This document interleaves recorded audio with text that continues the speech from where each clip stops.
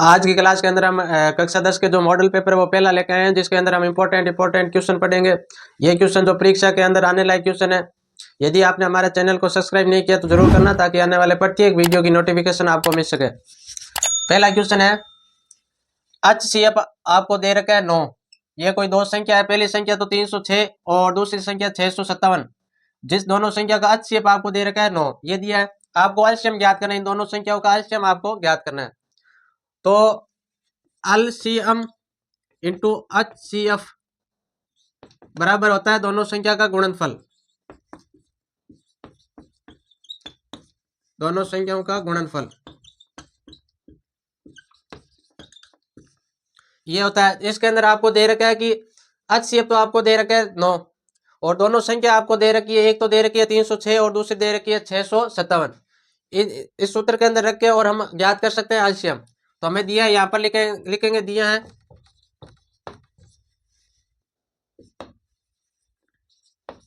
एक तो दे रखा है आपको HCF, और वह भी दो संख्या कौन कौन सी हो जाएगी, एक तो है 306 और 657। इसका HCF आपको दे रखा है 9, ये आपको दे रखा है। तो हम यहाँ पर लिखेंगे, हम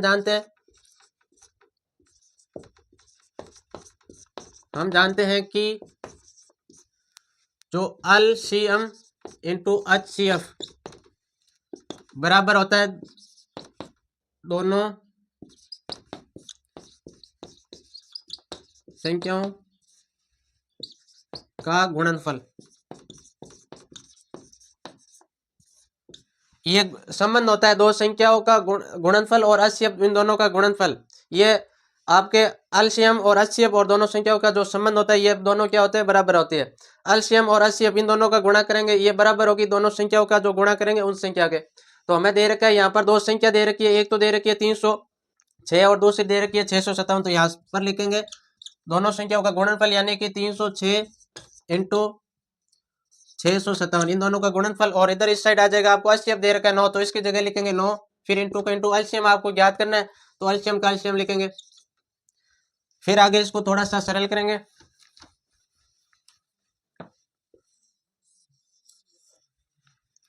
आपको एलसीएम ज्ञात करना है, तो एलसीएम यहां रखेंगे बराबर 306 इंटू 657, और ये 9 गुणा के अंदर है, तो इस बराबर के इस साइड आएगा तो भाग के अंदर आ जाएगा, तो यहाँ लिखेंगे 9। यदि आपको इसको और अच्छी तरीके से समझना है तो हमारी ये जो पहला चैप्टर ये मैंने करवा दिया, तो प्ले लिस्ट के अंदर जाके समझ लेना सही ढंग से। अब हम क्या करेंगे कि 3 का भाग देंगे, हम 9 का भाग देंगे 306 के अंदर। तो 9 का भाग 306 के अंदर दूंगा तो ये जाएगा 306 के अंदर भाग देना 9 का, नेचुरी होता है आपके 27 पंचा 3, ये 3 6 4 नहीं होता है 36। तो इसको काटूंगा तो ये जाएगा 34 बार। अब 34 को गुणा करवानी है 657 से, तो यहाँ लिखेंगे 657 इंटू के अंदर 34। अब 4 को 7 से गुणा करूंगा, 7 चौक होता है आपका 28, 2 20, 2 22, 2 24 और ये हो गया 26, फिर इंटू 21, 2 15, 17, 1 18 और 1 हो गए आपके 19, फिर ये 8, फिर 3, फिर 3, फिर 1, फिर ये आपके हो गए 2 1 और 2, तो ये आपके आ गए 22,338। तो एलसीएम आपके आगे यहाँ पर लिखेंगे एलसीएम बराबर 34 इंटू 657, और फिर एलसीएम बराबर आ गए आपके 22,338, और आपको एलसीएम ही ज्ञात करना था। इस प्रकार हम ज्ञात कर सकते हैं। यदि आपको HCF एलसीएम देकर और HCF पूछ ले, तभी आपको यही सूत्र लगा के ज्ञात करना है। यदि आपको दे दे कि एलसीएम और HCF दे दे और इसमें से एक संख्या दे दे, दूसरी संख्या ज्ञात करनी है, तभी आप यही सूत्र लगा के ज्ञात कर सकते हो। और अच्छी तरीके से समझना है तो प्ले लिस्ट के अंदर जाके और पहला चैप्टर वाला वीडियो जरूर देखना, उसके अंदर आपको सही ढंग से ये समझ में आ जाएगा। क्वेश्चन है दूसरा क्वेश्चन वेरी मोस्ट क्वेश्चन लगा लेना, क्योंकि परीक्षा के अंदर इस प्रकार का एक क्वेश्चन जरूर आएगा 3 नंबर का। अब क्वेश्चन है, आपको एक द्विघात बहुपद दे रखा है जो है 3x² - x - के 4 द्विघात बहुपद के शून्य ज्ञात कीजिए। पहला काम तो आपको करना है शून्य ज्ञात करनी है, और उसके बाद शून्यकों तथा गुणांकों के बीच संबंध की सत्यता की जांच करनी है। अब पहला आपको क्या करना है कि इसके शून्य ज्ञात करना है। शून्य का मतलब हो गया इसके जो द्विघात बहुपद है इसके x के दो मान प्राप्त होंगे, वो x के दो मान आपको ज्ञात करना है। तो आपको द्विघात बहुपद दे रखा है 3x² माइनस का x और माइनस का 4, ये आपको दे रखा है।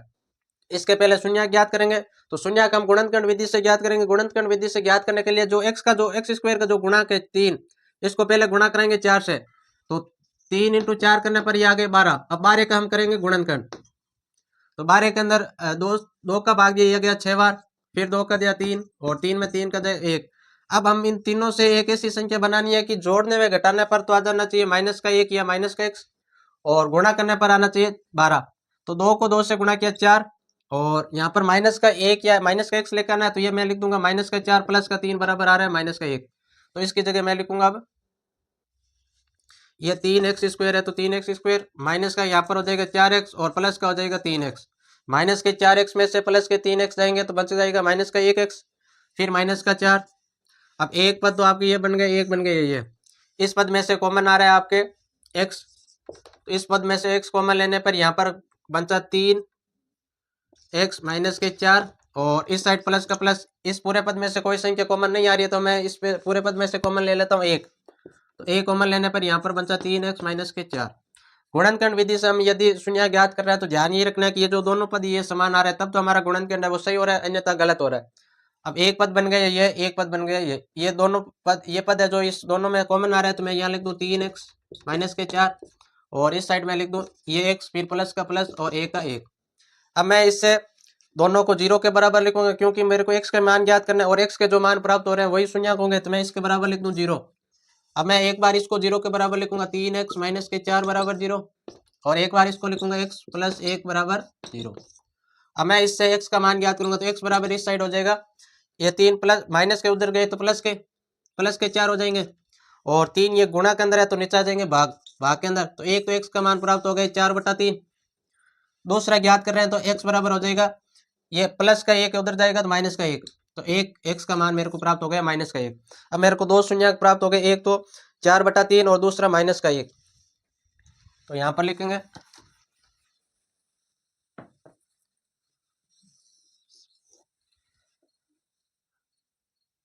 3x² -x और -4 के शून्यक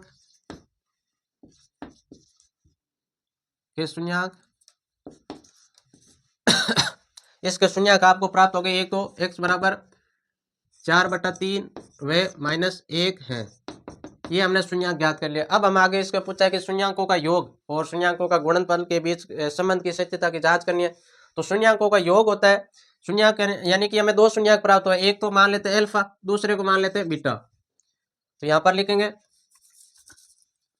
अल्फा बराबर 4/3 और दूसरा हो गया बीटा, इस शून्यक को मान लेते हैं दूसरे -1। तो शून्यकों का योग यानी कि दोनों को जोड़ना है, यानी कि अल्फा प्लस बीटा करना है, और अल्फा प्लस बीटा बराबर होता है -b/a, -b/a। अब ये -a और b कहाँ से है, यदि आपको इसको और अच्छी तरीके से समझना है तो हमारी जो ये दूसरी बहुपद वाली प्रश्नावली ये मैंने करवा दी है, तो प्ले लिस्ट के अंदर जाके एक बार जरूर देखना, वहां आप एकदम अच्छी तरीके से समझ सकते हो। तो यहाँ पर आप देखते हैं कि ये अल्फा बीटा तो हो गया कि ये पहला शून्यक है जिसको हमने मान लिया अल्फा, दूसरे को मान लिया हमने बीटा। अब ये a कहाँ से है, ये हो गया आपके a का हो गया 3, ये हो गया आपके b और ये हो गया c।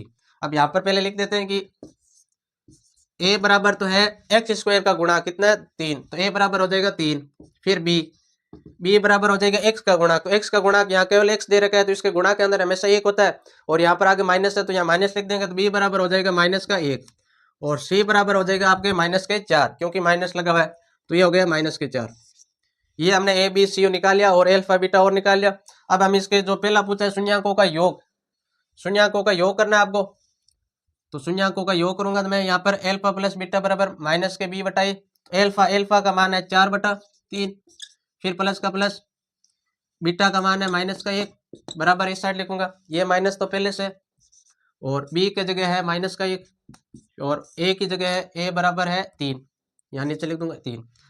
अब मैं इसके नीचे लिखूंगा 1, फिर 1 और 3 का लेस लेने पर आया 3, 3 में 3 का भाग दिया एक बार, और 1 को 4 से गुणा करूंगा 4, फिर ये माइनस है तो यहाँ माइनस लगा दूं, फिर 1 का भाग 3 में दूंगा 3 बार, और 3 को मैं 1 से गुणा करूंगा तो ये हो जाएगा 3।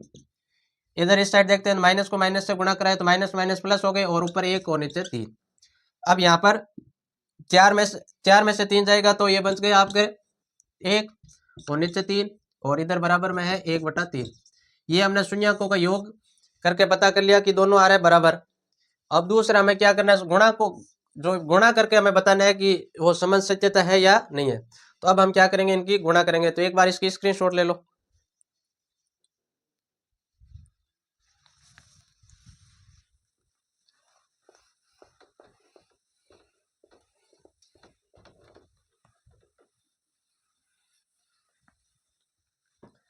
पहला तो ये योग वाला हमने कर दिया, हम दूसरा यहाँ पर कर रहे हैं शून्यकों का गुणनफल। तो गुणनफल यानी कि एल्फा और बीटा का गुणा करनी है। यहाँ पर हो जाएगा एल्फा इंटू बीटा, और बराबर हो जाएगी, शून्यकों का गुणनफल होता है ये C/A, योगफल होता है माइनस के B/A, और गुणनफल होता है C/A। अब बीटा एल्फा का मान हमें दे रखा है 4/3 इंटू, फिर बीटा है -1, फिर बराबर हो जाएगा सी का मान है -4, और बटे के अंदर ए का मान है 3। अब माइनस के 1 और 4 से गुणा करूंगा तो ये हो जाएगा -4 नीचे बराबर 3, और यहाँ पर भी -4/3, तो दोनों पद बराबर आ रहा है। इस प्रकार हम पहले तो आपको दिया जो बहुपद दे रखा है उसका शून्य ज्ञात करना है, और उसके बाद शून्यकों का योग तथा गुणनफल के बीच सत्यता की जांच करनी है। तो शून्यकों का गुणनफल का संबंध ये होता है, और योग का संबंध होता है आपके ये।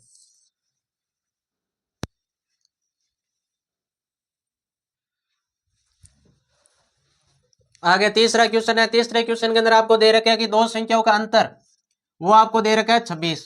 दो संख्या है जिसका अंतर देखे तो वो है 26, और आगे आपको दे रखा है और एक संख्या दूसरी संख्या की 3 गुनी है। जो एक संख्या वो तीसरी संख्या की क्या है, 3 गुनी है। तो उन्हें ज्ञात कीजिए, आपको दोनों संख्या ज्ञात करनी है। तो पहले आपको दे रखा है कि दो संख्या का अंतर आपको दे रखा है 26। माना एक संख्या को हम x मान लेते हैं, दूसरी संख्या को हम मान लेते हैं y। यहां लिखेंगे माना एक संख्या को हम मान लेते हैं x, तो यहां लिखेंगे दूसरी संख्या को हम मान लेते हैं y। ये हमने मान लिया। आगे ये दे रखा है कि एक संख्या ये दूसरी संख्या की 3 गुनी है। मान लो ये संख्या ये दूसरी संख्या की 3 गुनी है। ये आपको दे रखा है कि ये जो पहली संख्या है एक संख्या ये दूसरी संख्या की 3 गुनी है। तो यहां लिखेंगे प्रश्न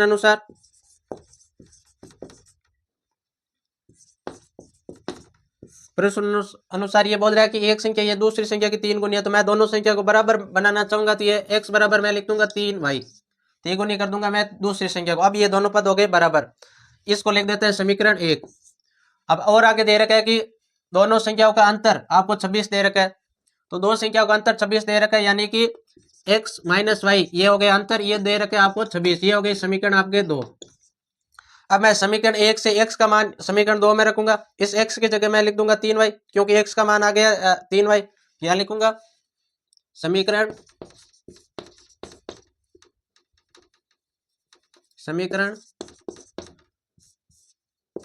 1 से x का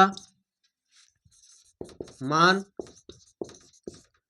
समीकरण 2 में रखने पर, समीकरण 1 से x का मान इस समीकरण 2 में रखूंगा। तो ये आपका हो जाएगा x की जगह मैं लिख दूंगा 3y, क्योंकि x का मान है 3y। तो x की जगह लिखूंगा मैं 3y, फिर माइनस का माइनस, फिर y बराबर हो जाएगा आपके 26।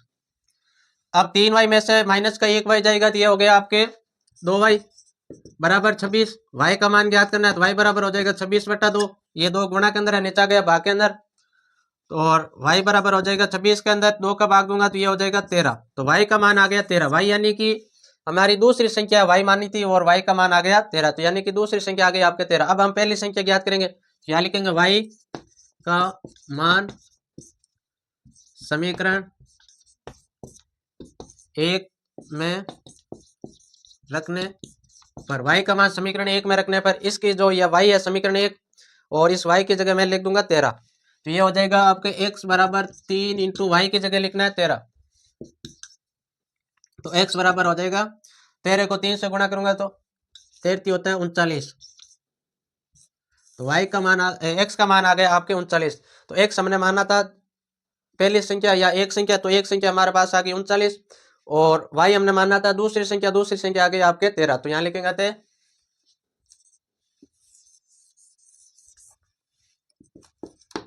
अतः एक संख्या बराबर 39 और दूसरी संख्या बराबर 13।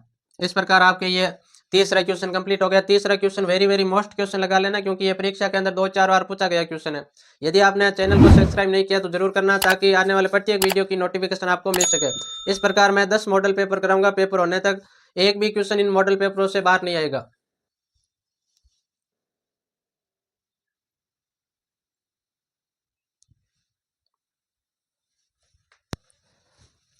आगे क्वेश्चन है चौथे क्वेश्चन के अंदर आपको दे रखा है कि गुणनखंड विधि से 2x² प्लस x माइनस 6 बराबर 0 द्विघात समीकरण के मूल ज्ञात कीजिए। आपको इससे जो द्विघात समीकरण दे रखा है इसका मूल ज्ञात करना है। मैंने ये दूसरा क्वेश्चन करवाया इससे पहले, जिसके अंदर आपको एक द्विघात बहुपद दे रखा था और उसके शून्य ज्ञात करने थे। शून्य और मूल एक ही चीज होती है। आपको यहाँ पर द्विघात दे रखी है तो x के 2 मान प्राप्त होंगे, वो आपको ज्ञात करना है। और इसके अंदर दे दिया कि गुणनखंड विधि से आपको इसके जो मूल है वो x के मान है ज्ञात करना है। तो यहाँ पर पहले हमें दे रखा है कि 2x² प्लस x माइनस के 6 बराबर 0, ये आपको दे रखा है। ये आपके समीकरण है। समीकरण और बहुपद में एक ही अंतर होता है कि बहुपद के बराबर में कोई संख्या नहीं दे रखी होती है और जो समीकरण है उसके बराबर में 0 या कोई संख्या दे रखी है। तो ये आपके समीकरण है, इसका आपको मूल ज्ञात करना है और वो भी आपको गुणनखंड विधि से ज्ञात करना है। तो गुणनखंड विधि से ज्ञात करेंगे तो यहाँ पर x² का गुणा है 2 को पहले मैं 6 से गुणा करूंगा तो ये हो गया 12। अब 12 का मैं गुणनखंड करूंगा, 2 का भाग दिया 6, फिर 2 का 3, 3 में 3 का दिया 1। अब मेरे को इन तीनों संख्या से ऐसी संख्या बनानी है कि जोड़ने व घटाने पर तो आना चाहिए प्लस का x और गुणा करने पर आना चाहिए 12। तो 2 को 2 से गुणा करूंगा 4 और फिर माइनस का 3, 4 में से 3 गया 1। तो मैं यहाँ पर लिखूंगा 2x² प्लस के 4x और माइनस के 3x। 4x में से 3x जाएगा, 1 बच जाएगा x का, फिर माइनस का माइनस 6 बराबर 0। अब एक पद ये बन गया, एक पद ये बन गया। इस पद में से कॉमन आ रहा है, एक तो आ रहा है x और एक 2 कॉमन आ रहा है।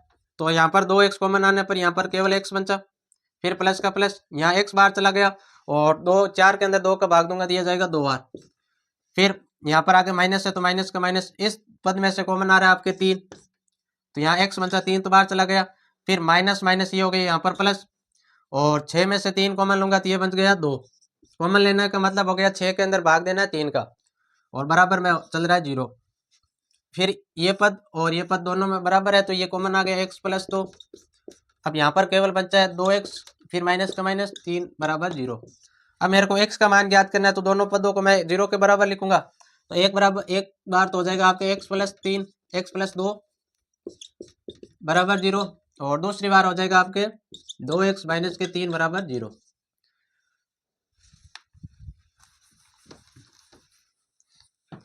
अब ये 2 प्लस में 0 के इस साइड आएगा तो माइनस के अंदर, तो x बराबर हो जाएगा माइनस के 2 और इस साइड हो जाएगा आपके ये 3 माइनस के 0 के उस साइड आएगा तो प्लस के अंदर, तो इधर हो जाएगा x बराबर प्लस के 3 और 2 ये गुणा के अंदर नीचे आ जाएगा भाग के अंदर, तो x का मान आ गया 3/2। तो x बराबर मेरे को 2 मान प्राप्त हो गए, एक तो है माइनस का 2 और दूसरा है 3/2। इस प्रकार इस जो हमें द्विघात समीकरण दे रखी थी इसके 2 मूल प्राप्त हो गए, एक तो है माइनस का 2 और दूसरा है 3/2। तो यहाँ लिखेंगे दी गई समीकरण के मूल एक तो है माइनस का 2 और दूसरा है 3/2 है। ये आपके जो आपको ये द्विघात समीकरण दे रखी थी इसके 2 मूल प्राप्त हो गए। 2 मूल क्यों प्राप्त हो गए? क्योंकि ये घात 2 है इसलिए 2 मूल प्राप्त हो। यदि यहाँ पर घात 3 होती, त्रिघात होती, तब इसके मूल 3 प्राप्त होते।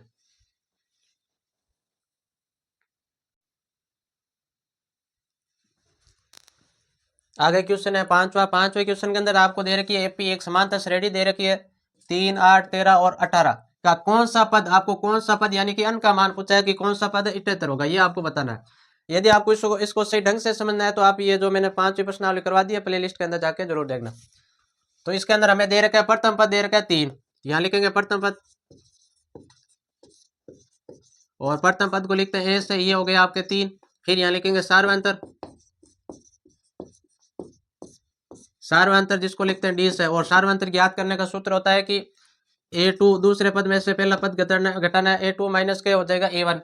a2 दूसरा पद है यहाँ पर 8, 8 में से आपको a1 यानी कि पहला पद है 3, ये घटाना है तो ये हो जाएगा आपके 5। 8 में से 3 जाएगा, ये हो गया 5। अब आपको पूछा है कि कौन सा पद इटरेटर होगा, यानी कि आपको अन का मान पूछा, अन का मान निकालना है। अन यानी कि पद निकालना है कि कौन सा पद इटरेटर होगा। तो ए अन बराबर होता है आपके a plus on minus 1d, ये सूत्र होता है पद निकालने का। आपको ए अन यानी कि अंतिम पद, या ए एन यानी कि आपको जो पद दे रखा है वो इटरेटर लिखना है, या ए एन की जगह लिखना है इटरेटर। फिर बराबर बराबर ए की जगह लिखना है 3, क्योंकि प्रथम पद है 3। फिर प्लस का प्लस, अन का मान निकालना है तो अन का अन माइनस का 1, और डी की जगह लिखना है आपको 5, डी यानी कि सार्वंतर। फिर यहाँ पर ये 3 प्लस का इधर आएगा तो माइनस के अंदर, तो इटरेटर माइनस का 3 बराबर हो जाएगा आपके अन माइनस 1 और इंटू के अंदर 5। इटरेटर में से 3 जाएगा, ये हो गया 75 बराबर अन माइनस 1 और डी के अंदर गुणा के अंदर है 5 का 5। फिर इस साइड लिखेंगे, ये 5 गुणा के अंदर है, इधर आएगा भाग के अंदर, तो ये आपके हो जाएगा अन माइनस 1 बराबर 75 बट्टे के अंदर आ जाएगा 5। 5 ये पहले गुणा के अंदर था, बराबर के साइड आया तो भाग के अंदर हो गया। फिर 75 के अंदर 15 का भाग दूंगा, 75 के अंदर 5 का भाग दूंगा तो ये जाएगा आपके 15 बार, तो ये हो जाएगा आपके अन माइनस 1 बराबर 15। 1 माइनस का उधर गया तो प्लस के अंदर, तो अन बराबर हो जाएगा 15 प्लस 1, अन बराबर हो गया 16। तो इस एपी का जो 78वां 16वां पद है वो होगा आपके 78। ये जो आपको एपी दे रखी है, इस एपी का 16वां पद होगा वो होगा 78। तो यहाँ लिखेंगे थे एपी का 16वां पद 78 होगा। एपी का 16वां पद है वो 78 होगा। इस प्रकार आपके ये 500 क्वेश्चन कंप्लीट हो गया।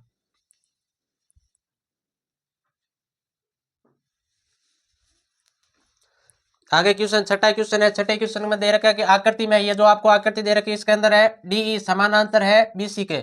डी यानी कि ये भुजा समांतर है इस भुजा के, ये आपको दे रखा है। आगे आपको दे रखा है इसी ज्ञात कीजिए, इस यानी कि ये आपको ज्ञात करनी है। अब एक प्रमेय होती है 6.1 और एक प्रमेय है आपके 6.2। इस प्रमेय को बोलते हैं आधारभूत समानुपातिक प्रमेय, या इस प्रमेय को बोलते हैं थेस प्रमेय। ये जो प्रमेय है 6.2 इसको बोलते हैं आधारभूत समानुपातिक प्रमेय का विलोम, या बोलते हैं इसका थेस प्रमेय का विलोम। प्रमेय 6.1 या आधारभूत समानुपातिक प्रमेय ये कहती है कि किसी त्रिभुज के एक भुजा के समांतर कोई दूसरी भुजा खींची जाए। जैसे इस भुजा के समांतर मैंने एक ये भुजा खींची है, तो ये जो भुजा क्या करेगी, अन्य दो भुजा इसको बराबर अनुपात में विभाजित कर देगी। और प्रमेय 6.2 ये बोलती है कि यदि दो भुजाओं का अनुपात बराबर है तो इस भुजा के समांतर होगी ये भुजा। तो मैं इसके अंदर प्रमेय 6.1 लगा के और इसका इसी का मान ज्ञात करूंगा। पहले मान लेते हैं कि जो इसी है ई सी, ये है आपके 1 सेमी, ये हमने मान लिया। यहां लिखेंगे माना ई सी बराबर 1 सेमी, ये हमने मान लिया। और हमें ये तो दे रखे, पहली दे रखी है कि ये भुजा, दूसरी है, और फिर ये और ये हमें दे रखे। तो यहां लिखेंगे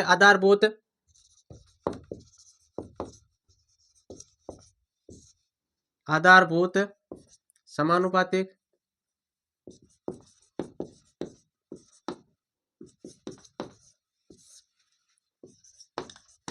प्रमेय से, आधारभूत समानुपातिक प्रमेय से। आधारभूत समानुपातिक प्रमेय यह कहती है कि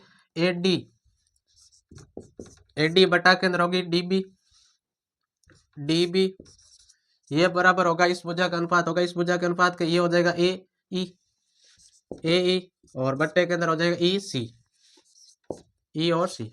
अब इसके मान रखते जाएंगे। एडी का मान है आपके 1.5 बटे के अंदर डीबी का मान है 3 सेमी, यहाँ लिखेंगे 3। फिर बराबर ए का मान है 1 और ई सी हमने मान लिया था x, तो इसी की जगह लिखूंगा x। अब इसको सरल करते हैं। सरल करने के लिए वज्र गुणा कराऊंगा इसको इससे और इसको इससे, तो ये हो गया आपका 1.5 इंटू एक्स और बराबर ये हो जाएगा 1 इंटू 3 वज्र गुणा कराने पर।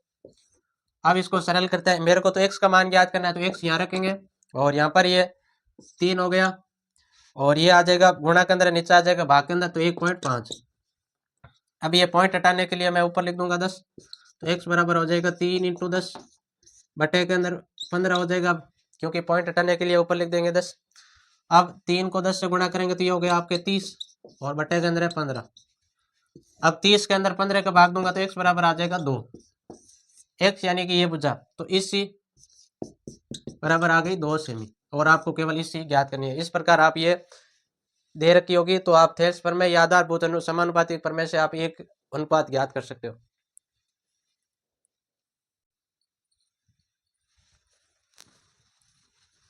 आगे क्वेश्चन है सातवें क्वेश्चन के अंदर दे रखा है कि बिंदु ए के निर्देशांक ज्ञात करना है। आपको बिंदु ए के निर्देशांक ज्ञात करना है जहां ए बी एक वृत्त का व्यास है। आपको दे रखा है ए बी है जो एक वृत्त का व्यास है जिसका केंद्र वो जिसके निर्देशांक दे रखे हैं 2, -3 तथा बी के निर्देशांक आपको दे रखा है कि 1, 4 ये आपको दे रखा है। तो पहले हम एक वृत्त बनाते हैं यहाँ पर, और ए बी एक वृत्त का व्यास है तो ये हो गया आपके ए और ये हो गए बी। और आपको इस बिंदु ए के निर्देशांक ज्ञात करना है और अब ये हो गए इस वृत्त का केंद्र, और केंद्र को लिख देते हैं ओ, और ओ के निर्देशांक हो गए आपके इसमें दे रखा है जिसके निर्देशांक दे रखे 2, -3 और बी के निर्देशांक आपको दे रखे हैं कि बी का निर्देशांक है 1, 4 ये आपको दे रखा है। आपको ए के निर्देशांक याद करना है तो ए को मैं मान लेता हूँ, ए के निर्देशांक हो जाएंगे x, y ये हमने मान लिया। अब यहाँ पर ये ए बी व्यास है और व्यास का ये केंद्र है, केंद्र यानी कि इसका मध्य बिंदु है, और मैं अब मध्य बिंदु का सूत्र लगा के बिंदु ए के निर्देशांक ज्ञात करूंगा। तो यहाँ पर लिखेंगे माना ए के निर्देशांक, माना ए का निर्देशांक मैं मान लेता हूँ x, y है, ये हमने मान लिया। अब तो मध्य बिंदु का सूत्र लगा के ज्ञात करेंगे। तो मध्य बिंदु का सूत्र होता है कि x2 + x1 बट्टे के अंदर 2, फिर y2 + y1 और बट्टे के अंदर हो जाएगा 2, और बराबर होता है x × y। ये मध्य बिंदु का सूत्र होता है। x, y हो गया, मतलब ये मध्य बिंदु है और मध्य बिंदु ज्ञात करने का ये सूत्र होता है। तो अब इसके अंदर ये तो हो जाएगा आपके x1 और y1, और ये हो जाएगा आपके x2 और y2। अब इसके मान रखते जाएंगे। x, y इसका मान है 2, 3 बराबर का बराबर। फिर यहाँ पर x2, तो x2 है b का जो x वाला मान है वो लेना है 1, फिर इंटू, फिर प्लस का प्लस, फिर x1 की जगह x है, फिर बट्टे के अंदर 2, फिर कोमा, फिर y2 यानी कि b का जो y का निर्देशांक है 4 वो लेना है, फिर प्लस का प्लस y1 की जगह y हो जाएगा और बट्टे के अंदर 2। अब इसको सरल करना है। तो सरल के अंदर ये इसके अंदर जुड़ेगा नहीं, ये भी इसके अंदर नहीं जुड़ेगा, तो हम सीधे करेंगे तुलना का मतलब ये हो गया ये x का मान है तो ये x का मान इस x के बराबर x के मान के बराबर लिखेंगे, और ये y का मान है तो y का मान y के बराबर लिखेंगे। तो ये 3 y का मान है, 2 x का मान है। तो अब तुलना करने पर यहाँ लिखेंगे तुलना करने पर, अब तुलना करने पर तो यहाँ पर लिखेंगे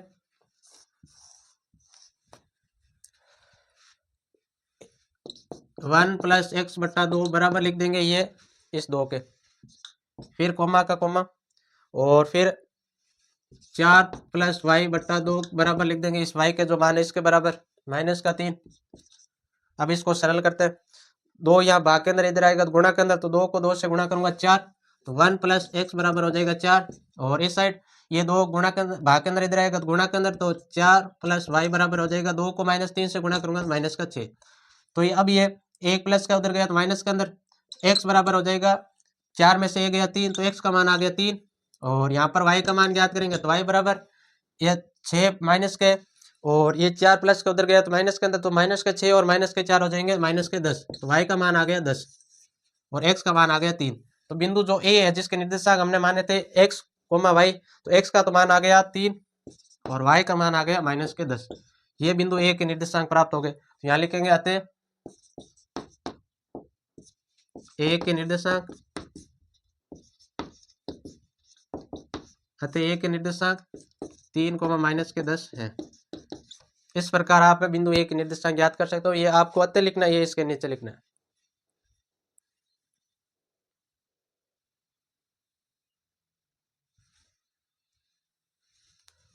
आगे क्वेश्चन 8वां है। 8वें क्वेश्चन के अंदर आपको सिद्ध करना है, और इस प्रकार का एक क्वेश्चन जरूर आएगा आपके। तो सिद्ध आपको यह करना है कि sin theta -2 sin cube theta, और बट्टे के अंदर आपको दे रखे 2 cos क्यूब, और माइनस के अंदर आपको दे रखा है cos थीटा, ये बराबर है tan थीटा के अंदर। तो आपको ये साइड लेके चलना है और वो साइड लेके आना है। तो यहाँ पर पहले लिखेंगे LHS से लेफ्ट हैंड साइड, ये आपको दे रखी है sine theta minus 2 sine cube theta और बटे के अंदर है 2 कोस क्यूब थीटा और बराबर है माइनस के कोस थीटा। ये साइड आपको लेके चलनी है और ये टेन थीटा आपको लेकर आना है। तो इसका एक सूत्र होता है कि sine square theta plus cos square theta बराबर होता है 1। अब मैं इससे दो और बना सकता हूँ। जैसे मान लो ये एक, ये साइन स्क्वायर थीटा इधर प्लस में उधर जाएगा तो माइनस के अंदर, तो इस साइड बन गया कोस स्क्वायर थीटा बराबर 1 माइनस साइन स्क्वायर थीटा 1, तो ये बन गया। अब की बार हम कोस को भेज देते हैं उधर, तो यहाँ पर बचा केवल साइन स्क्वायर थीटा बराबर यहाँ माइनस के 1 माइनस कोस स्क्वायर थीटा, ये बन गया। तो इस सूत्र होता है कि sine square theta plus cos square theta. Cos को इधर रखना है, ये साइन प्लस का है तो बराबर के उस साइड जाएगा माइनस के अंदर, तो एक तो ये पहले से है और फिर माइनस का हो गया साइन स्क्वायर थीटा। और फिर अब की बार हम कोस को उधर भेजेंगे तो ये हो जाएगा, यहाँ पर तो केवल बचा है साइन स्क्वायर थीटा बराबर 1 माइनस कोस स्क्वायर थीटा। अब यहाँ पर इस सूत्र को रखेंगे तो पहले हम क्या करेंगे, यहाँ पर क्यूब है तो क्यूब को हम स्क्वायर बनाएंगे, यहाँ पर भी क्यूब है तो क्यूब को स्क्वायर बनाएंगे। तो इस पद में से मैं साइन ले लेता हूँ कॉमन, तो साइन कॉमन यहाँ बाहर लूंगा तो साइन थीटा बराबर बाहर आ जाएगा। तो यहाँ साइन थीटा था, अब यहाँ पर केवल बचा एक, फिर माइनस का माइनस, ये 2 का 2, यहाँ साइन क्यूब यानी कि 3 साइन थे तो एक साइन बाहर चला गया, अब यहाँ पर बचा है साइन स्क्वायर थीटा। फिर नीचे भी सेम काम करना है, यहाँ पर क्यूब है तो इसको स्क्वायर बनाने के लिए मैं कोस कॉमन ले लेता हूँ, तो कोस थीटा बाहर ले लिया मैंने। अब यहाँ पर 2 का 2, यहाँ क्यूब है तो अब की बार बचेगा कोस स्क्वायर थीटा, फिर माइनस, यहाँ पर बचा 1। अब मेरे को क्या करना है कि ये पद है, इस दोनों पदों को सेम बनाना है। तो सेम बनाने के लिए मैं ये कोस स्क्वायर थीटा, इस कोस स्क्वायर थीटा की जगह मैं लिख सकता हूँ 1 माइनस साइन स्क्वायर थीटा, ये लिख सकता हूँ। अब यहाँ पर थोड़ा सा इसको सरल करेंगे, तो यहाँ पर तो है ये ऊपर साइन थीटा, फिर ब्रैकेट, फिर 1 माइनस 2 साइन स्क्वायर थीटा और बटे के अंदर ये कोस थीटा, फिर ब्रैकेट का ब्रैकेट, फिर 2 इंटू इस कोस स्क्वायर थीटा की जगह मैं लिख सकता हूँ 1 माइनस साइन स्क्वायर थीटा यहाँ से, और फिर आगे माइनस है तो माइनस का 1, और फिर ये ब्रैकेट कर देंगे बंद। अब इसको थोड़ा सा और आगे सरल करेंगे, ये सेम रहेगा साइन थीटा, और ऊपर सेम चल रहा है तो उसको सेम लिखेंगे 1 माइनस 2 साइन स्क्वायर थीटा, और बट्टे के अंदर हो जाएगा आपके कोस थीटा। और अब इस 2 को मैं 1 से गुणा करूंगा अंदर तो ये हो जाएगा 2, फिर माइनस का माइनस, इस 2 को साइन स्क्वायर थीटा से गुणा करूंगा तो ये हो जाएगा 2 साइन स्क्वायर थीटा, और फिर माइनस का 1 है तो ये माइनस का 1 और ब्रैकेट बंद। अब इसको सरल करते हैं। अब यहाँ पर 2 है और ये माइनस का 1 है तो 2 में से 1 जाएगा तो 1 बचेगा। अब इसका उत्तर आ गया साइन थीटा, और ऊपर चल रहा है 1 माइनस 2 साइन स्क्वायर थीटा, और फिर बट्टे के अंदर है कोस थीटा, 2 में से 1 जाएगा तो 1 बचा, फिर यहाँ पर माइनस का माइनस 2 साइन स्क्वायर थीटा। अब 1 माइनस 2 साइन स्क्वायर थीटा ऊपर भी है और नीचे भी है तो ये दोनों आपस में कट गए। अब बचा है आपका केवल ऊपर तो साइन थीटा और नीचे बचा है कोस थीटा, और साइन थीटा कोस थीटा होता है टेन थीटा, तो ये हो गया टेन थीटा। और यहाँ पर लिख देंगे RHS, लेफ्ट हैंड साइड लेके चले थे और राइट हैंड साइड हमने लेकर आ गए। इस प्रकार आपको ये सिद्ध करना है।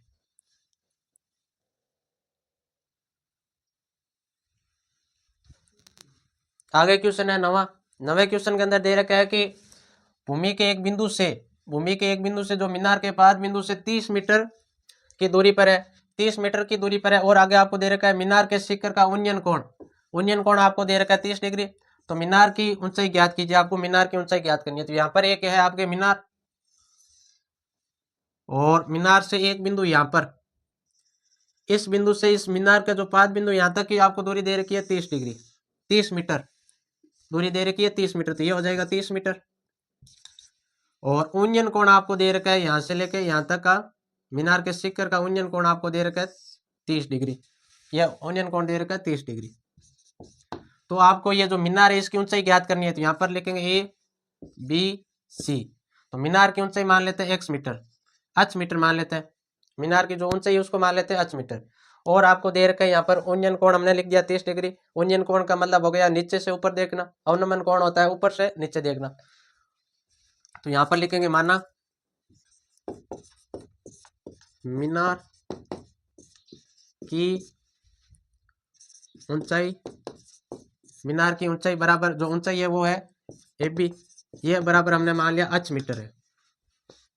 तो त्रिभुज, तो एक ये त्रिभुज बन गया ए बी सी, त्रिभुज ए बी सी में इसके अंदर हमें ज्ञात करना है लंब और हमें आधार दे रखे। तो लंब और आधार लाल बटा का कम देखा लेल,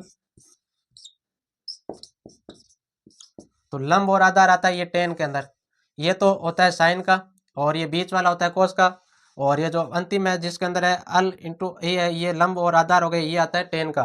तो हमें टेन वाला लगा के और इसकी ऊंचाई ज्ञात करेंगे। तो टेन, तो लंब यानी कि लंब है ए बी बटा इसके अंदर आधार, आधार हो जाएगा ये बी सी,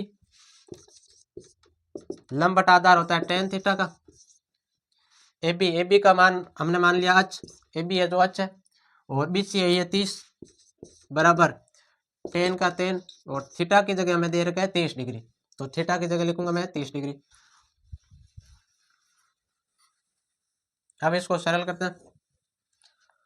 टेन 30 डिग्री का मान होता है 1/√3, तो यहाँ पर लिखेंगे h बट्टा 30 बराबर, और टेन 30 डिग्री के मैं जगह लिख दूंगा 1/√3, क्योंकि टेन 30 का मान होता है 1/√3।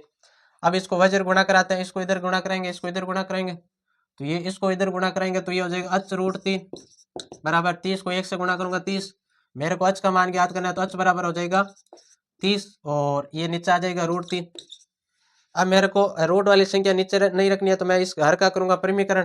तो परिमीकरण करने के लिए मैं √3 का ऊपर गुणा करूंगा और √3 को नीचे गुणा करूंगा, ये हो जाएगा 30 को √3 से गुणा करेंगे तो 30 √3, और बटे के अंदर √3 को √3 से गुणा करूंगा तो ये रूट हट जाएगा और केवल बचेगा 3, √3 को √3 से गुणा कराने पर। अब इस 3 के पार्टे से ये 30 गया 10 बार, तो मेरे पास h बराबर आ गया 10√3, h यानी कि जो मीनार की ऊंचाई आ गई 10√3 मीटर, और आपको मीनार की ऊंचाई ज्ञात करनी है, और नीचे आप लिख देना आते मीनार की ऊंचाई बराबर 10√3। इस प्रकार आपकी ये सवाल नवा कंप्लीट हो गया।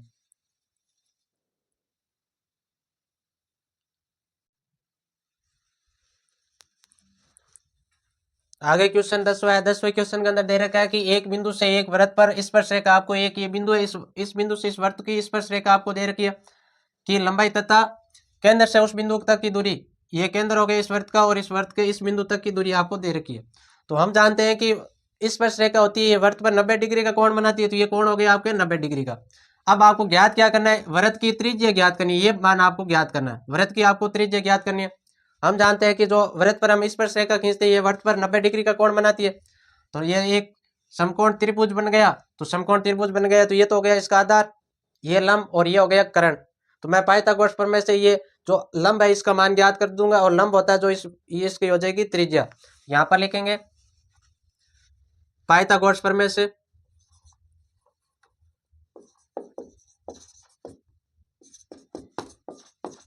पाइथागोरस प्रमेय से पाइथागोरस प्रमेय होती है कर्ण स्क्वायर बराबर लंब स्क्वायर प्लस हो जाएगा आधार स्क्वायर, ये होती है पाइथागोरस प्रमेय।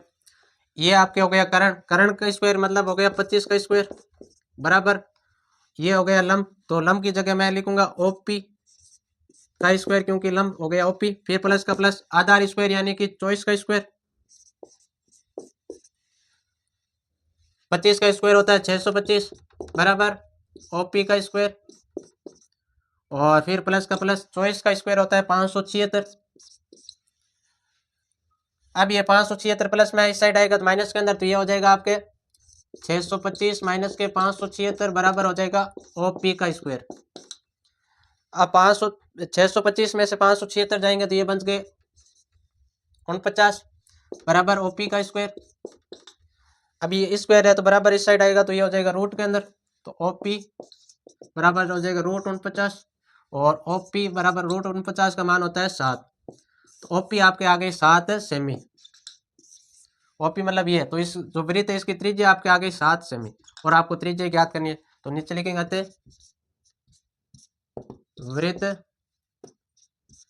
की त्रिज्या 7 सेमी है, वृत्त की जो त्रिज्या ये 7 सेमी। इस प्रकार आप वृत्त की त्रिज्या ज्ञात कर सकते हो पाइथागोरस प्रमेय से।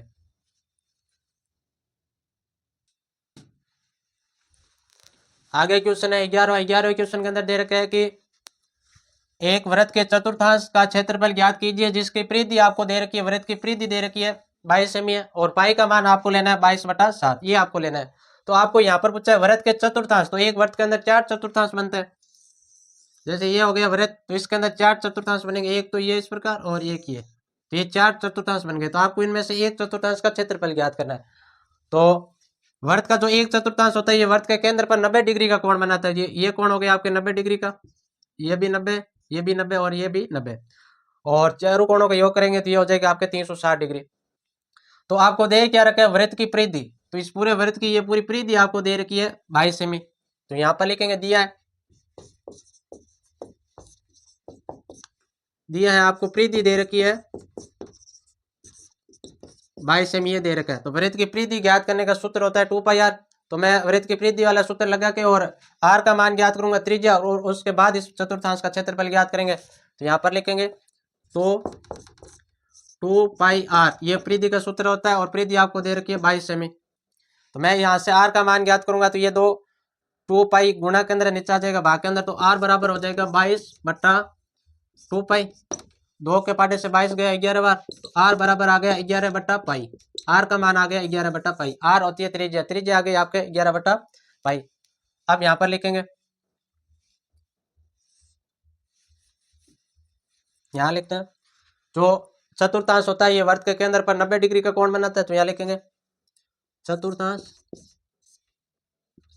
वृत्त के केंद्र पर 90 डिग्री का कोण बनाता है। जो चतुर्थांश होता है ये वृत्त के केंद्र पर 90 डिग्री का कोण बनाता है। तो थीटा बराबर हो जाएगा 90 डिग्री।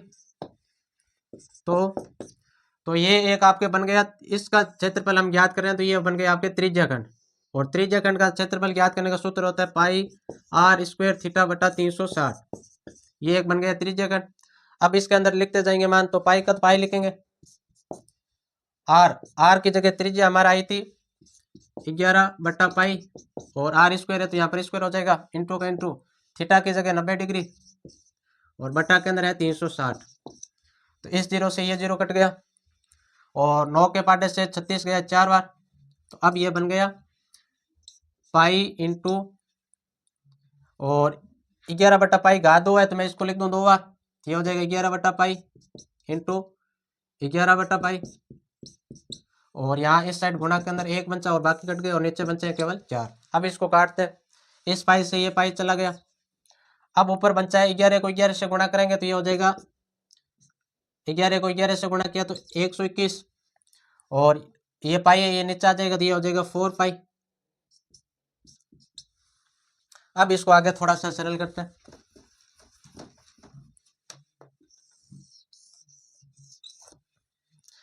अब यहाँ पर है आपके 121, फिर बटे के अंदर 4 इंटू पाई का मान, इस पाई की जगह आपको लिखना है 22/7, तो यहाँ लिख दूं 22/7।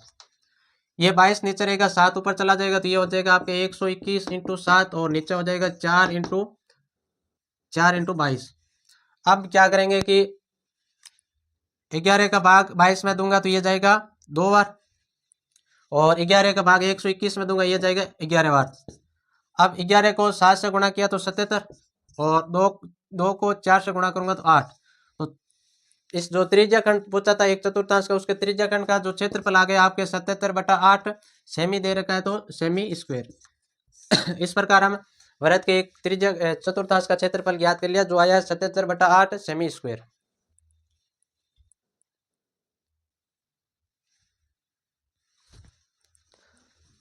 आगे क्वेश्चन 12वां क्वेश्चन है। 12वें क्वेश्चन के अंदर दे रखा है कि एक ठोस, एक आपको ठोस दे रखा है अर्धगोला पर एक खड़े एक शंकु, एक आपको अर्धगोला दे रखा है, ये हो गया आपके अर्धगोला, इस पर एक शंकु खड़ा है। इस प्रकार को आपको एक ठोस दे रखा है के आकार का है, जिसकी त्रिज्या आपको 1 सेमी दे रखी है, त्रिज्या दे रखी है 1 सेमी।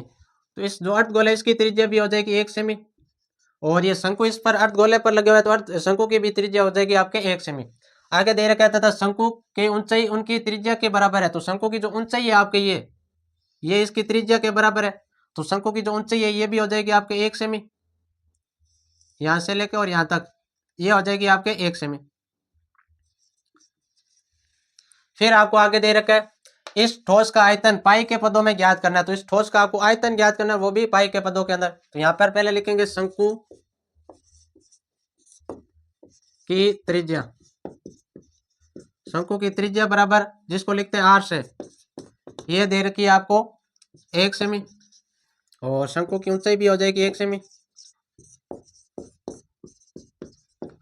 और ऊंचाई को लिखते हैं h से, और h बराबर हो जाएगी 1 सेमी, और अर्ध गोले की त्रिज्या भी हो जाएगी 1 सेमी।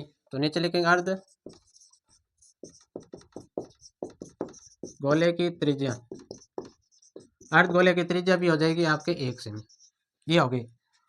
तो ठोस का आयतन,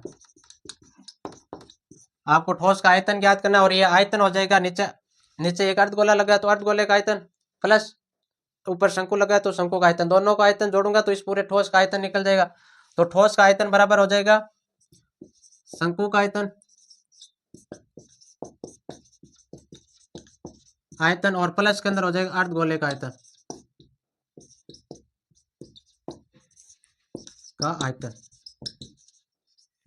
अर्धगोले का आयतन। अब शंकु का आयतन ज्ञात करने का सूत्र होता है 1/3 पाई आर स्क्वायर एच, यह शंकु का आयतन ज्ञात करना होता है, प्लस अर्धगोले का आयतन ज्ञात करने का सूत्र होता है 2/3 पाई आर क्यूब। अर्धगोला गोला आता है, इसलिए यदि पूरा गोला हो तो यहाँ पर 2 की जगह आपका आ जाता है 4। अब इसको सरल करते हैं, 1/3 इंटू पाई का मान, तो पाई का पाई लिखेंगे क्योंकि पाई के पदों में ज्ञात करना है, फिर इंटू का इंटू आर स्क्वायर यानी कि शंकु की त्रिज्या 1 है तो 1 का स्क्वायर इंटू एच ऊंचाई भी 1 है तो 1, फिर प्लस का प्लस, फिर 2/3 इंटू पाई का पाई, और यहाँ पर आर क्यूब दे रखा है तो यहाँ पर आर क्यूब यानी कि अर्धगोले की त्रिज्या ये भी हो जाएगी आपके 1 और ऊपर क्यूब का क्यूब। अब इसको सरल करते हैं, 1/3 इंटू के अंदर पाई का पाई, 1 का स्क्वायर करूंगा 1, और इंटू 1 को 1 से गुणा करूंगा तो भी 1 हो जाएगा, और 1 को इस पूरे पद से गुणा करूंगा तब भी 1 हो जाएगा। तो ये पूरा हो गया 1/3 इंटू पाई, और फिर प्लस का प्लस, इधर 2/3 इंटू के अंदर पाई, और यहाँ पर 1 का क्यूब करूंगा तो 1 आएगा, और 1 को इस पूरे से गुणा करूंगा तब ये सेम रहेगा। तो अब इसको सरल करते हैं सीधे, पाई को 1 से गुणा कराएंगे तो ये हो जाएगा पाई, और नीचे 3, फिर प्लस का प्लस। अब यहाँ पर 2 को गुणा कराते हैं 3, पाई को गुणा कराते हैं 2 से तो ये हो जाएगा 2 पाई, और नीचे हो जाएगा 3। अब ले से लेने पर आ गया 3 पाई, और 2 पाई हो गए 3 पाई, 3 से 3 कट गया तो केवल बच्चा पाई, और आयतन ज्ञात किया है तो यहाँ पर हो जाएगा ये सेमी क्यूब। और हमें पूछा था पाई के पदों में ज्ञात करना है तो हमने आयतन ज्ञात कर दिया पाई के पदों में। इस प्रकार आपका ये सवाल नंबर जो 12 था ये कंप्लीट हो गया।